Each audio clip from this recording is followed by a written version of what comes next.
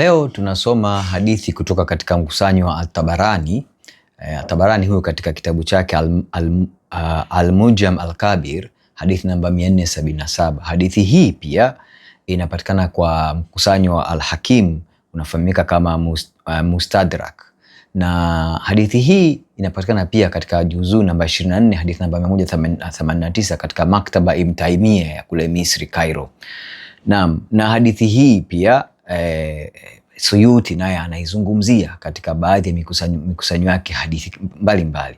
Hadithi hii inasema hivi: Mtume alikuwa na bakuli la mbao ambalo alikuwa akilitumia kujisaidia haja ndogo, na aliliweka chini ya kitanda chake.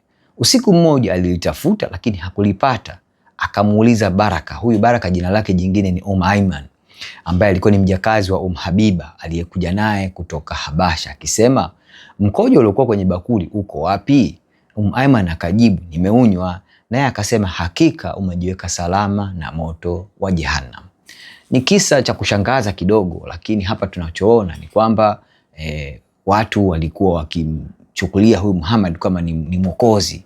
Katika kitu kimoja wapo ilikuwa ni kutafuta kitu chochote kile kinachomhusu Muhammad, kiasi kwamba huyu Ayman anakunywa mkojo wa Muhammad katika kuamini kwamba kuna mafaida fulani ataipata.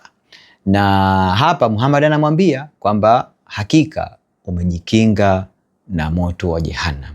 Ni mojawapo ya imani ambazo Muhammad alizijenga juu yake na wengi walimwamini.